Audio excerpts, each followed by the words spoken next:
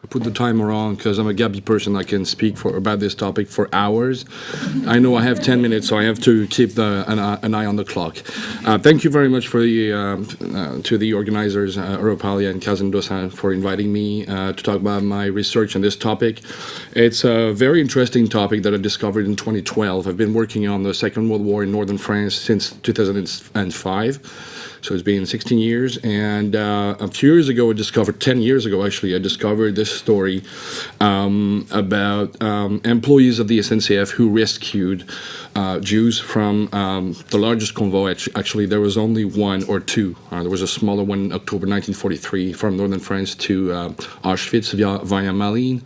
But September 11, 1942 was the largest roundup, 2 months after what we call the Veldiv roundup in Paris and occupied France.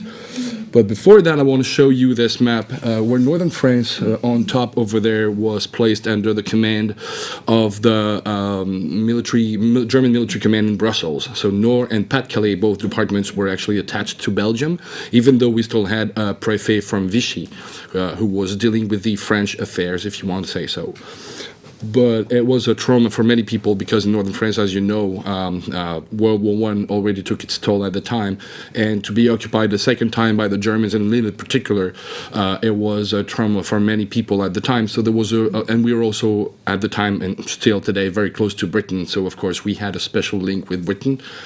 So we also had a special region. And that's one of the reasons why we were attached to Belgium. Of course, as you know, the decisions to segregate the Jews in northern France took place from October 1940 up until the final solution in 1942. This is one of the signs that was not used at the time that all stores and shops, restaurants, cafes, bars had to put on their window to show that the entrance was forbidden to people wearing the star later on, but at least Jewish people. And that was January 15th, 1942. The other one is, of course, the most known, should I say, element of segregation, which was the yellow star that was imposed on the 1st of July 1942 in France, as opposed to June 7th in northern France, as opposed to June 7th in the rest of France. And of course, the date, September 11th, was chosen by the Germans for northern France, for Nord and Pas-de-Calais.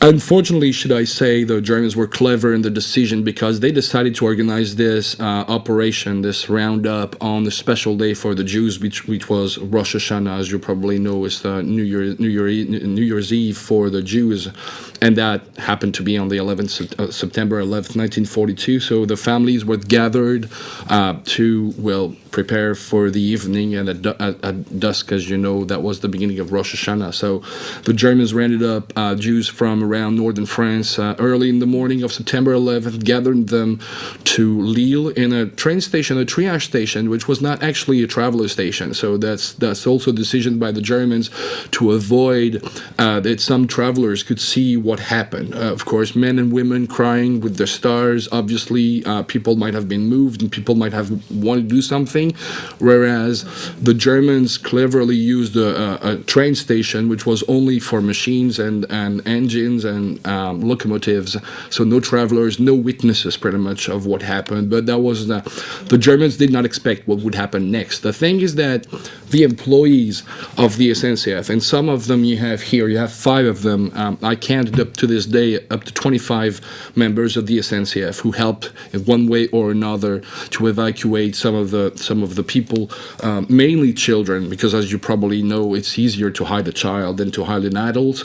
Some men were evacuated because you could still put a cap, put a jacket, an SNCF jacket on a man, but a female was not supposed to be. I'm sorry, but at the time the SNCF was very male-oriented, so there were no female working in the SNCF at the time, so there was no reason for a female to work for the SNCF. So some Jews were evacuated that way, but these employees that you see here in the train station, the train master, Jean Mabi on the left, did write a report in 1946 explaining what happened. And these employees of the SNCF that you have here, 5 of them at least, are responsible for the rescue of at least 40 people that I identified.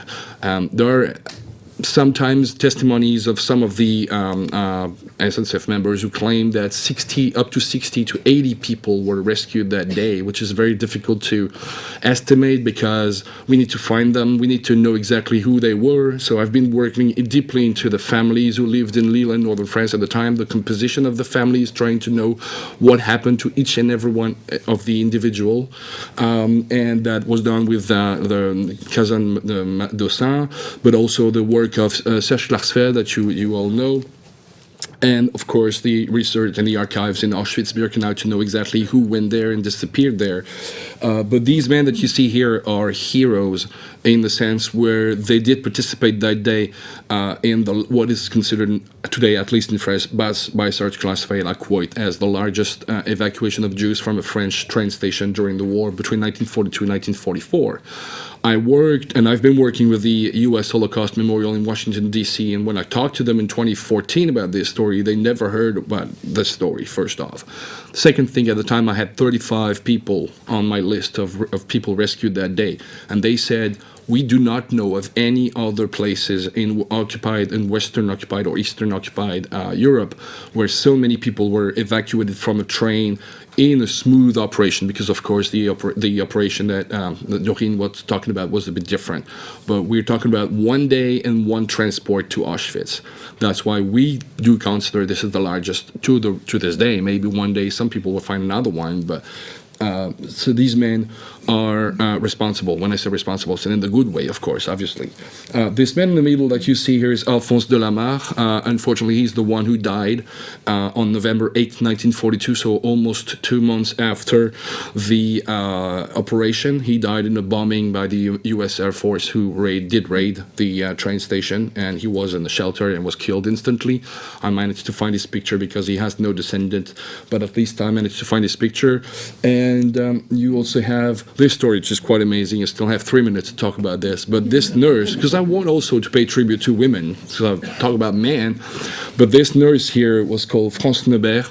She was a Red Cross. She was working in a clinic where this baby boy that you see here was born, so she didn't know the mother. And when she went to the train station where all the Jews were gathered, she came across this woman that she met 3 months ago.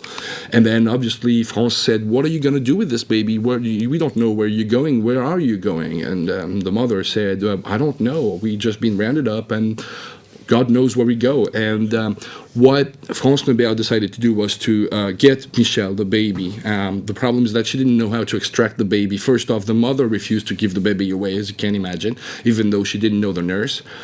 But the problem was how to evacuate this baby. So France had a backpack, a mounted bag that she had. She brought water and food for the people because September 11th was a very hot day.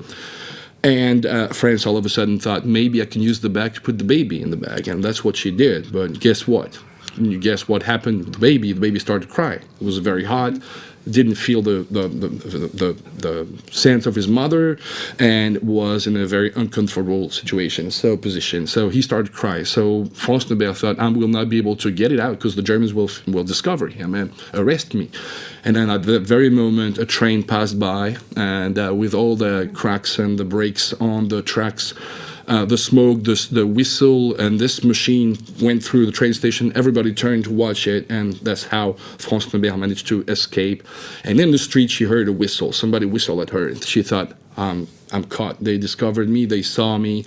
And it was a small boy. She didn't tell exactly how old he was, but he was holding one of the pacifier that the baby, she probably dropped for him a jacket, and that she grabbed, and she escaped thanks to one of the SNCF member of FIV, but we do not know who he is, unfortunately. So I want also to pay tribute to France Neubert. You have here some of the children that I managed to discover, some of the photos of the children that were rescued that day. Some of them are still alive. The small boy over there on top with a sister still alive lives in Lille. On the left, you also have Maurice Baron Marjac, who is still alive. And you have Rosa and Samuel that I met. I met Rosa last year in the southwest of France. She doesn't want to talk about it. And we only had a brief conversation. And, of course, on top, you have Jacques Struzaft, who was also rescued by Marcel Hoffmann. These are some of the members of the committee. I don't have the time to talk about it, but after the evacuation, some members of the SNCF, you have two, and you have Simon Preschner with his cat, who was a Jewish naturalized. He was French, originally Polish, but he became French, so he was not arrested that day.